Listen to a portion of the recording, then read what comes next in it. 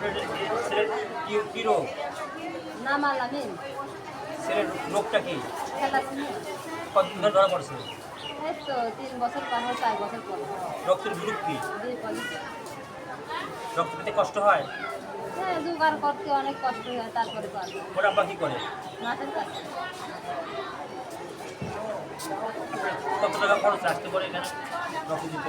তাও 1000-1200 এরকম লাগে প্রত্যেক মাসে। প্রতি মাসে আসতে হয়। প্রত্যেক মাসে। এখানে কি কোনো ভালো মতো সার্ভিস পান? ওই ফ্যামিলি সিস্টার সব জোগাড় হয়ে তারপরে রক্ত দেওয়া লাগবে। তাহলে আপনাদের যে এই যে আপনাদের আপনারা কত রোগী আছে মনে করেন আপনি? প্রায় 400 অনেকে তো মারা গেছে না? অনেক মারা গেছে। আবার আছে। তা আপনার ছেলে যে এখানে পেট শক্ত হয়ে গেছে, আপনার চা খাওয়ান? চা খাওয়াতে হবে। চা খাওয়ালে পরে পেট শক্ত হবে। আর যে চা খাওয়ালে রক্ত হয় সেগুলো খাওয়ান যাবে না। বুঝলেন? মুচুর মাছ, জিয়েল মাছ, লাল শাক, কচু শাক, কাঁচকলা এগুলো খাওয়াবেন।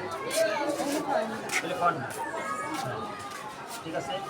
তাহলে এবার আপনারা এখন আপনাদের চিকিৎসার ব্যাপারে আপনি আপনার মতামত কি? চিকিৎসার ব্যাপারে সরকার একটা ভালো হাসপাতাল যদি দিতে এসব গরিব না সরকার বিনামূল্যে চিকিৎসা আরও ভালো হইতে আমরা সুবিধা পেতে। এর সঙ্গে আপনার আগে দিন দেখা হয়েছে? হ্যাঁ,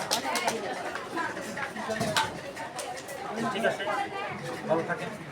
আর সেই যত্ন নিয়ে যাতে শিশুরা ঠিক মতো করে চাটা খাওয়াবেন।